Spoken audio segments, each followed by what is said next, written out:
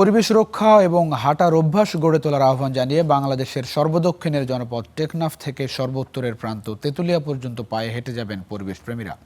এ বিষয়ে বিস্তারিত জানাতে টেকনাফ থেকে যুক্ত হচ্ছেন আমাদের সহকর্মী শহীদুল্লাহ। শহীদুল্লাহ, নিশ্চয়ই শুনতে পাচ্ছেন, একটু এই আয়োজনের বিস্তারিত জানাবেন এবং পদযাত্রায় ঠিক কতজন অংশগ্রহণ করছেন?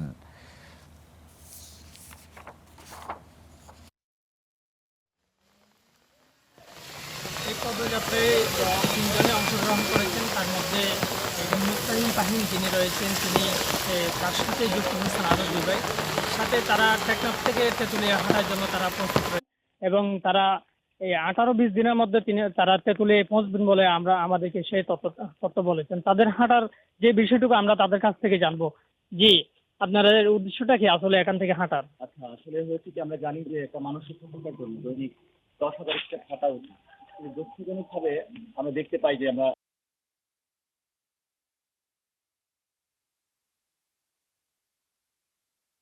একটা বিষয়ে আমরা জীবাশ্ম জ্বালানির যে অতিরিক্ত ব্যবহার করছি, এই ব্যবহারের মাধ্যমে জলবায়ু পরিবর্তন হচ্ছে দ্রুত, একই সাথে সমুদ্র পৃষ্ঠ উচ্চতা বাড়ছে, মেরু অঞ্চলে বরফ পড়ছে, যা আমাদের জন্য খুবই আতঙ্কের একটা খবর। আপনি এটা একটা প্রতিবাদে বলতে পারেন। প্রথমত আমরা কিছু বৃক্ষরোপণ করার চিন্তা করেছি। জি, জি। জি, আপনি তো ৩ ভাই একসাথে হাঁটছেন। তাহলে আপনাদের কেমন লেগেছে এখান থেকে টেকনাফে? হ্যাঁ, আমরা আজকে এখান থেকে যাত্রা শুরু করব এবং ইনশাল্লাহ আমরা ১৮ থেকে ২০ দিনের মধ্যে তেঁতুলিয়ায় পৌঁছাবো। তো সব মিলিয়ে ভালো লাগছে।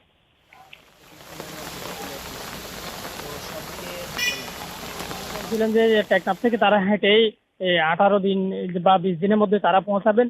পৌঁছার পরে তাদের যে হাঁটা চলার মধ্যে যাকে পাবেন তাদেরকে তাদের যে সুস্থ থাকার জন্য মানুষ যে সুস্থ থাকার জন্য তারা হাঁটার জন্য যে ভালো কাজ সেটি কিন্তু বলবেন তাদেরকে। তাদেরকে বলবেন যে তারা হাঁটলে এবং গাড়িতে না চড়ে বা বিমানে না গিয়ে তারা যদি অনেক কিছু হাঁটার অভ্যস্ত করেন তাহলে তারা সুস্থ থাকবেন, সেই বিষয়টা কিন্তু তারা বলেছেন। এবং সর্বশেষ যে তারা টেকনাফ থেকে আজ সকাল ৮টার দিকে তারা শুরু গিয়ে তারা শেষ করবেন। এই ছিল আমার কাছে টেকনাফ থেকে সবশেষ। শহীদুল্লাহ, অসংখ্য ধন্যবাদ। আসলে হাঁটার অভ্যাস তো আসলে খুবই জরুরি, কিন্তু যারা আসলে এই পদযাত্রায় অংশ নিচ্ছেন, আবহাওয়া, আপনি তো ছাতা ধরে আছেন, আবহাওয়ার অবস্থা কিন্তু ভালো না। সব মিলিয়ে কতটা সহজ হবে সেটি একটি বড় প্রশ্নের জায়গা। অনেক ধন্যবাদ এই সকালে প্রতিকূল আবহাওয়ার মধ্যে আমাদের সঙ্গে যুক্ত হয়েছেন।